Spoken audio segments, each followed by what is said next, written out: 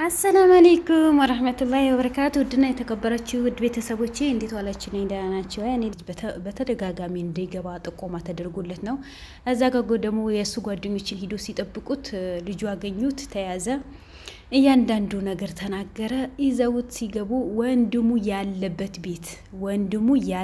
ቤት ነው የተጠቆመው። ሄደ፣ ብዙ ነገር ተወራ። ግን በመጨረሻ ወንድሙ አግኝቶታል። ደስ ብሎኛል። ወንድሙ ግን በጣም ደክመዋል። በጣም ነው የደከመው። መንቀሳቀስ አይችልም፣ ማውራት አይችልም። እንደተናገሩት ከሆነ በዛ ሰዓት እንደሞተ እንድታምኑ ብለን ጣቱ ቁርጥን በላክንበት ሰዓት ብዙ ደም ፈሶት ነበረ። በዛ ሰዓት ነው አንድ ጎኑ ምንም አይነት መንቀሳቀስ እንደማይችል የሆነው ብሎ ነው የተናገረው። ብቻ ይድናል የሚል ነገር እምነት ቦታ ወስዶት በእናቱ እጅ ከገባ በኋላ እነሱ ወዛ ጋር ሲያሰቃዩት 2 በር ተከፍቶ ነው የገባው። 2 በር፣ አንዱ በር ተዘግቶ ገና አንደኛው በር ከሳሎን ገና ሌላ 2 በር ተከፍቶ እዛ ምንም ሰው ማይገኝበት ቦታ ሰው ሳሎን ቢገባ ሰው ቤታቸው ቢመጣ ድምጽ እንዳይሰማ ነው በጣም ራቅ አድርጎ ያስቀመጡት ነበረው። ግን እንኳን ማገኘው ካለበት ስቃይ ወጥቶ ባንተ እጅ ገብተዋል። ከእናቱ ሲሆን ጥሩ አየር ሲያገኝ ጭንቀት ብቻ እኮ እንዳትናገር ያደርጋል። ጭንቀትም አየር ማታገኝ ከሆነ ሁሌ ታፍነው ሁሌ በጭንቀትን ምን ያክል እንደሚደበድቡት ወይ ምግብ ይሰጡት ወይ አይሰጡትን የሚሰጡት ምግብ ምን አይነት እንደሆነ አይታወቅም። እሱም እንዳለው እኔ የተላከልኝ ምግብ ብቻ ነው ማበላው እንጂ እኔ ምን ይሁን ምግቡ ምንም ማቀው ነገር የለም። ጋርድነት ነው የምሰራው ነበረው። በዛ ቦታ ነው ያስቻለው ጓደኞች ከሱ ጋር እንድትዋወቅ ያደረጉኝ ብሎ ነው የተናገረው። ስለዚህ ምንም ያውቀው ነገር አይኖርም። የምግብ እጥረት፣ የቤተሰብ እጦት፣ የቤተሰብ ናፍቆት፣ አየር አለማግኘት፣ ጭንቀት ወይ ደበድቡታል ብዙ ነገር። ያ ነገር አሁን በአንተ እጅ ከገባ በኋላ እናቱም ሲያገኝ ይሻለዋል የሚል ግምት አለኝ። ምክንያቱም እነዚህ ሰዎች ናቸው፣ ምንም አይነት ማድረግ አይችሉም። ስራቸው በሙሉ ከሴጣን ጋር የተዋሃደ ስለሆነ እምነቱ ቦታ ወስደህ እንደሚሻለው እርግጠኛ ነኝ። ዋናው ወንድምህ መገኘቱ ነው። የዛኔ ሀዘን ለብሳችሁ ያክስትህ እንደዛ የተጫወተችብህ አባትህ የእንጀራ አባትህ እንደዛ የተጫወተብህ ያ ሁሉ መከራ ያ ሁሉ ስቃይ እናትም በጊዜው ተቆጣ ነበር።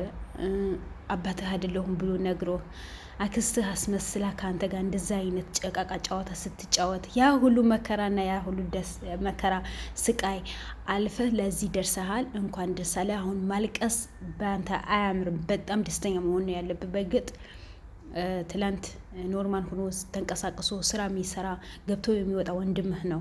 ዛሬ ደግሞ እንደዚህ በሽተኛ ሆኖ መንቀሳቀስ ማይችል እንደ ህፃን አቀፋህ ነው ከቦታ ያነሳኸው። ስለዚህ ሊከፋህም ልደነግጡም ትችላለህ፣ ግን ደስተኛ መሆን አለብህ። ትላንት እኮ ቀብሬዋለሁ ብለህ እኮ ነው ጥቁር በጥቁር ለብሰህ የተቀመጥከው ነበረው። እናትህም አዝና በጣም ተከፍታ፣ አንተ በጣም እድለኛ ነህ። አባትህ አግኝተሃል፣ ወላጅ አባትህ። ወንድምህ ደግሞ ሙተዋል የተባለ ወንድምህ ደግሞ በህይወት ማግኘት በጣም ትልቅ ነገር ነው። አንተ እጥፍ ድርብ የሆነ ደስታ ነው አንተ ጋር ያለው። በእርግጥ ይሄ ደስታ ልታገኝ እኮ ብዙ ነገር ለፍተሃል፣ ብዙ ነገር ደክመሃል፣ ብዙ ነገር ወጣ ወረድም አይተሃል። በአባትህ ተክደሃል፣ በአክስትህ ተክደሃል። ይሄ በጣም ከባድ ነገር ነው፣ ግን ደስታው ይበልጣል። ከዛ እንጀራ አባትህ ከካደህ፣ አክስትህ ከካደህ፣ አክስትህ ከማስመሰል ከብዙ ነገራቶችን እነሱ የውሸት ስለሆኑ ይሄ ደስታ ነው የሚበልጠው። አባትህ ማግኘትህ ትልቅ ደስታ ነው። ሙቷል የተባለ ወንድም ማግኘት በጣም ትልቅ ደስታ ስለሆነ ከነዛ ከውሸታሞች ሚዛን ላይ ብታስቀምጣቸው እነዚህ ደስታዎች ናቸው የሚበልጡት። ስለዚህ ማልቀስ አይገባህም። ወንድምህ እንኳን በእጅ ገብተዋል። በጣም ደስ ይለኝ። በዚህ አጋጣሚ ደግሞ አረብ ሀገር የምትሰሩ እህቶቼ አስቻለው የሚባል ሰውዬው በሱ እጅ ተልካችሁ እናንተ አምናችሁ ብራችሁ በሱ ልካችሁ እንደዚህ የሰው ህይወት ነው የሚጫወትበት። እናንተ እዚህ ጋር አፈር ድሜ በልታችሁ ለፍታችሁ ደክማችሁ ያገኛችሁት ምግብ ሳትበሉ እንቅልፍ ሰዓት ሳይኖራችሁ ያገኛችሁት ብር በሱ የምትልኩ እህቶቼ በሙሉ የምታውቁት ከሆነ ጠንቋይ ቤት ነው ተከፍቶበታል ያለው። አባይ ጠንቋይ ነው። አባይ ጠንቋይ አላህ ይስጥር። እና እንደዚህ አይነት በሰው አምናችሁ ብራችሁ አታስቀምጡ። እጃችሁ ላይ ቢቀመጥ ይሻላል። ምክንያቱም እናንተ እዚህ ጋር በሐላል በሆነ ጉልበታችሁ የምታመጡት ብር እዛ ጋር ደግሞ ሀራም ነገር የተሰራበት ነው። የሰውን ህይወት የተቀጠፈበት ነው። ለሰይጣን የገበሩ ነው። ሰይጣን አምላክ ያድርጎ የገበሩት ነው። አንዱ 5 ዓመት በሙሉ የለፋችበትን ብር በሱ ነው የምታስቀምጠው የነበረው። አባይ ጠንቋይ ቤት ተብሎ ተከፍቶ አሁን በጣም ተስፋፍተዋል። እሷ ግን ከአረብ ሀገር ስትገባ እዛ ምንድነው ድግምት አድርጎባት እዛ በሽተኛ ሆና ነው ያለችው። አትበላም፣ አትንቀሳቀስም፣ ምንም ነገር እሱ እስረኛ ሆና ነው እዛ ቤት ውስጥ ነው ያለችው። በእሷ ብር ተከፍቶ እሷን ላይ ድግምት ተሰርቶባት ማለት ነው። እና ብዙ ልጆች አረብ ሀገር ይለካቸዋል፣ ከብዙ ሴቶች ጋር ይተዋወቃል። ይሄ ብር በሙሉ አረብ ሀገር የሚሰሩ ሴቶች በሱ ስር የሄዱት ነው የምላችሁ። በሱ ስር የሄዱት እህቶችን ብር በወርወር ይልኩለታል። እሱ እዚህ ጋር ደግሞ ለሰው ህይወት ያጠፋበታል ነው ብሎ ነው የተናገረው። እስክንድር የሚባል የእሱ ጋርድ የሆነው ዮኒ የሚጠብቅ ጋርዱ ነው ይሄ በሆኑ የተናገረው። ብዙ ልጆች በእነዛ ልጆች ደግሞ ሁለታቸው በሽተኛ ሆኖ ስህር ተደርጎባቸው ወይም ደግም ተደርጎባቸው እሱ ስር እንዳሉ ብራቸው በሆኑ በእሱ ስር እንደሆነ ምንም መንቀሳቀስ አይችሉም፣ ማውራት አይችሉም፣ ብራቸው መጠየቅ አይችሉም። እሱ ግን ሰው የገዛ በእነሱ ብር ሰው የገዛ እንደፈለግ ይጨፍራል። እነሱ ግን አረብ ሀገር ምን ያክል መከራ ስቃይ እንዳሳለፉ በደንብ ጠንቅቀን እናውቀዋለን። የእነሱ ቁስለኛም ጋር ስላለ ማለት ነው።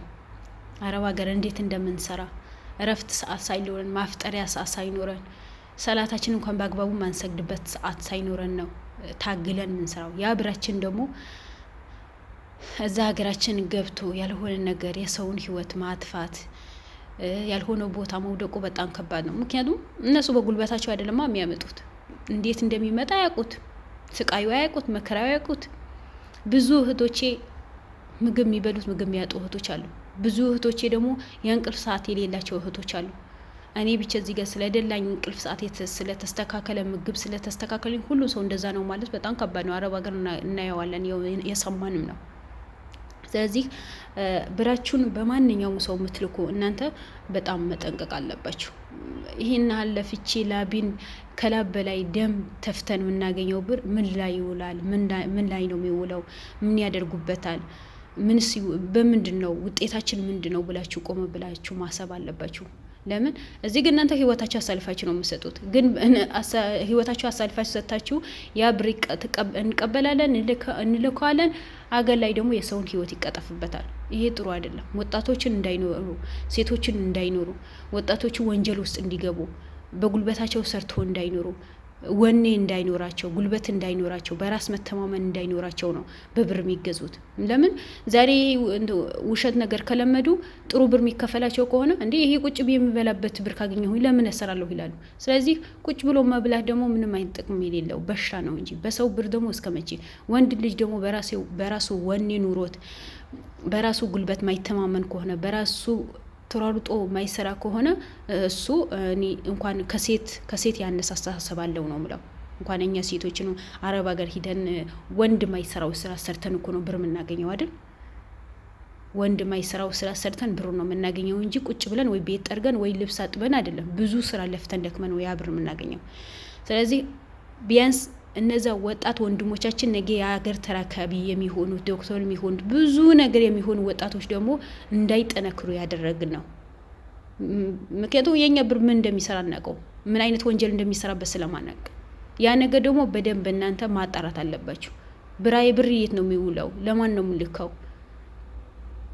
ደግሞ ደርሶ መልስ የምትችሉ ከሆነ ሄዳችሁ ብራችሁ አስተካከላችሁ በራሳችሁ አካውንት አስቀምጣችሁ መምጣት ነው። በአሁን ጊዜ ግን ማሻላ ብዙ ሴቶች ያኔ ሙሉ በሙሉ ባለም ብዙ ሴቶች ደግሞ በራሳቸው አካውንት ነው የሚያስቀምጡት። ይሄም ደስ ይላል። ምክንያቱም ብዙ እህቶችን ተበልተዋል። ግን ያነቀነኛ ገና አሁን በሰው የምናስቀምጠኛ ያ የምናስቀምጥበት ሰው ታማኝ ከሆነ ፈጣሪውን ማይፈራ ከሆነ አላሁን ማይፈራ ከሆነ ብሩ እንደፈለገ የሚያደርገው ከሆነ ደግሞ ብራችን መቆጣጠር ግድ ይላል። ምክንያቱም እኛም ተጠያቂ ነን። በብራችን ወንጀል ከተሰራ ሰው ባይጠይቀንም ፈጣሪ ይጠይቀናል። ነገ ሁላችንም ሟችነን መች እንደምንሞት አናውቅም። እድሜያችን አጭር ነው እና ነገ ፈጣሪ ፊት ቆመን ከምንጠየቃችን በፊት በጉልበታችን በላባችን በሐላላችን የመጣ ብራችን ምን ላይ እንደሚውል በደንብ ጥንቃቄ ማድረግ ይገባል ነው ምለው። ማስተዋል የመሰለ ነገር የለም፣ መጠየቅ የመሰለ ነገር የለም። በብራችሁ የሰው ህይወት መቅጠፍ ደግሞ ጥሩ አይደለም። እናንተ በማታውቁት ነገር ሳታውቁ ከጀርባ ደግሞ የሚሰራው ነገር ምንም ስለማታውቁ ማጣራት ግድ ይላል። ለማንኛውም ወንድማችን አቤል፣ ወንድማችን ነበልባል እንኳን ደስ አለህ በድጋሚ ወንድምህ ስላገኘ ሆኔ በጣም ነው ደስ ያለኝ። አሁንም ነገም የበለጠ ነገር እንድሰራ ከወንድምህ ጋር አብራችሁ እንድሰሩ፣ ወንድምህን ደግሞ አፍያ ሁኑ፣ እናትህም ደስተኛ ሁና ለእንጀራ አባትህም ደግሞ የሚያፍርበት ጊዜ ቅርብ አድርገኸዋል።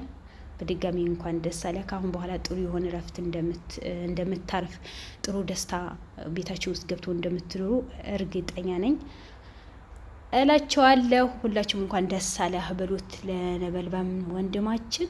ቪዲዮን ከወደዳችሁት ላይክ፣ ሼር፣ ሰብስክራይብ ያደረጋችሁ አበረታቱኝ እላቸዋለሁ። ውድ ቤተሰቦቼ የረመዳን ስራ ደግሞ አላህ ቀለል ያርግላችሁ። በረመዳን ብዙ አይነት መከራ፣ ስቃይ፣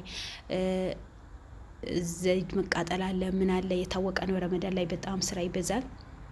በዛ ደግሞ መበርታት አለባችሁ። ራሳችሁን እንዳትጎዱ አላህ ይጠብቃችሁ። መልካም ረመዳን ይሁንላችሁ። ረመዳናችን በሰላም እንጾመን ደስተኛ ሆነን ጥሩ ከሰሩ ባሪያዎችን ደግሞ አላህ Subhanahu Wa Ta'ala አድርጎን። ያው አለቀ እኮ አሁን ረመዳን አልቀዋል። 8 ቀን ተጾሙ ማለት ትንሽ ቀን ነው የቀረው። እንዴት እንደሚሮጥ ብቻ እኔ አላቅም። ከተጠቀሙ ሰዎች መሀል ያርገን እላቸዋለሁ። ስራችንም መቆላ ላይ ያርግልን። ዱዓችንን ጾማችንን አላህ ይቀበለን። ውድ እህቶቼ ባላችሁበት ሰላማችሁን ይብዛልኝ። የመዳን ቅመሞች በሙሉ ነው ምለው፣ የመዳን ቅመሞች ሰላማችሁን ይብዛልኝ። ሁሉም ሰው ሰላም አላህ ይብዛልኝ። ትንሽ የመዳን ቅመም ረመዳን ላይ ስራ ስለሚበዛባቸው ነው። አመሰግናለሁ። ሰላም አለይኩም ወራህመቱላሂ ወበረካቱ።